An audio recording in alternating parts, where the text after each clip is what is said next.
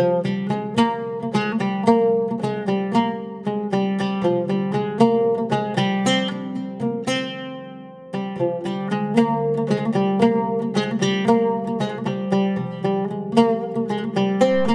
amigos, estamos continuando la serie de las raíces hebreas del Nuevo Testamento, una serie que busca comprender mejor los escritos bíblicos conocidos como el Nuevo Testamento. En los videos anteriores hemos mencionado que detrás de la palabra testamento está la palabra hebrea brit, que significa un pacto y una alianza. Por lo tanto, el Nuevo Testamento sería una alusión al nuevo pacto. Un pacto que fue anunciado por el profeta Jeremías en el capítulo 31, versículo 31 en adelante. Hemos mencionado en los videos anteriores que el nuevo pacto no es la abolición de la ley. Todo lo contrario.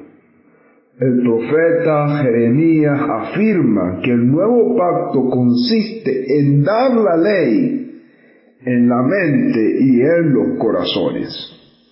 Por lo tanto, pensar que el nuevo pacto es la sustitución o la abolición de la ley es un pensamiento errado.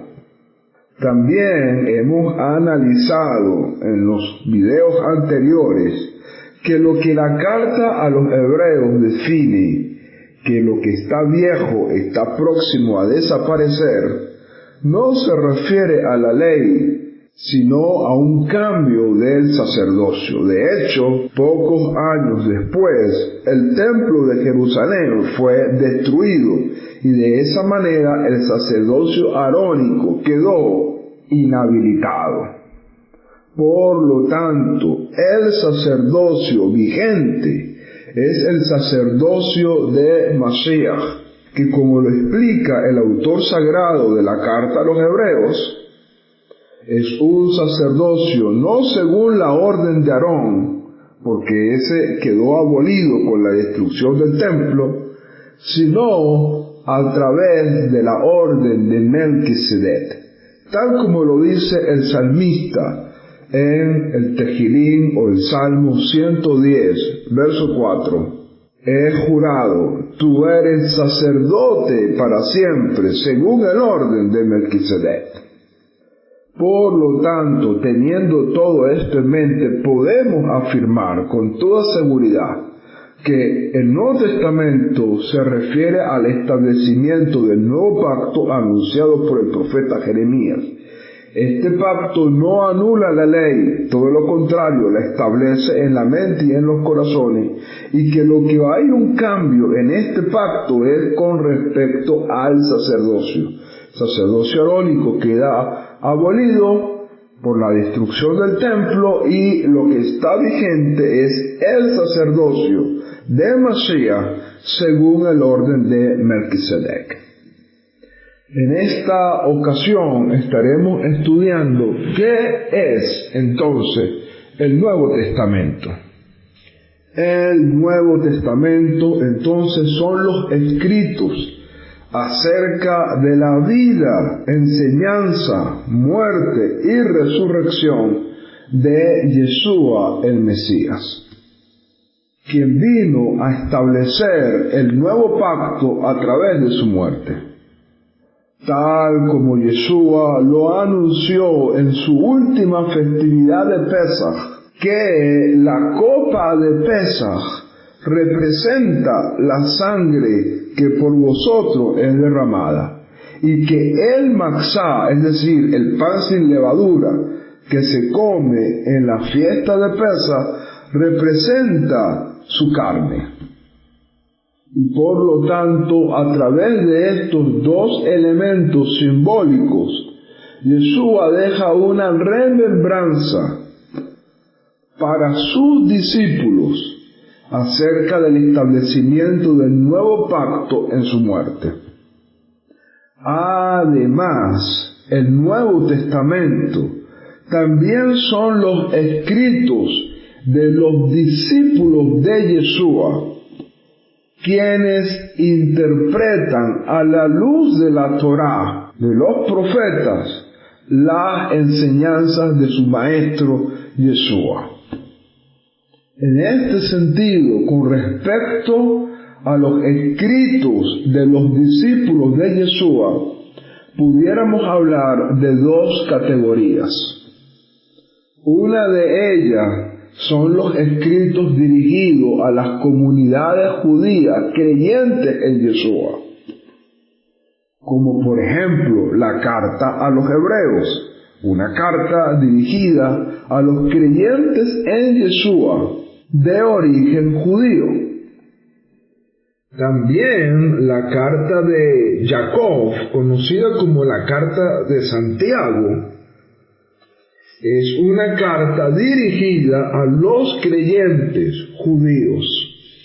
Lo mismo la primera carta de Kefa o de Pedro, es una carta dirigida a los judíos, como la primera, segunda y tercera carta de Yohanan, es decir, de Juan. Y finalmente la carta de Judas o de Yehudá es una carta también dirigida a los creyentes de origen judío. La otra sección o categoría de las cartas de los discípulos de Yeshua son las cartas dirigidas a las comunidades gentiles, es decir, a los creyentes de origen gentil. Entre estas cartas podemos destacar la carta de Pedro, la segunda carta de Pedro, o la carta de Kefas, segunda carta de Kefas, que es dirigida a los gentiles. También la carta a los romanos, la carta a Corintios, tanto la primera como la segunda, la carta a los Gálatas, la carta a los Efesios, la carta a los Filipenses, la carta a los Colosenses, la primera y la segunda carta a los Tesalonicenses, la primera y la segunda carta a Timoteo, la carta a Tito y la carta a Filemón. Todas estas cartas tienen provisiones para los creyentes de origen gentil. En todos estos escritos del conocido Nuevo Testamento está la interpretación de la vida, enseñanza, muerte y resurrección de Yeshua a la luz de lo que la Torá anuncia y los profetas anuncian con respecto al nuevo pacto que viene a establecerse a través de la muerte de Yeshua.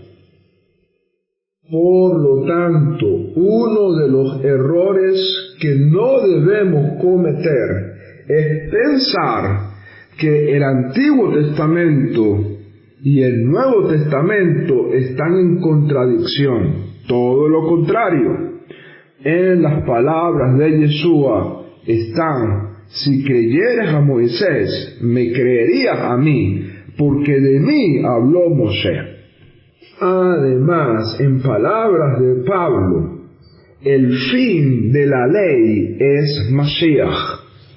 ¿Qué quiere decir con esa expresión? Que el propósito de la Torá, es decir, de la ley, es mostrarnos a Mashiach.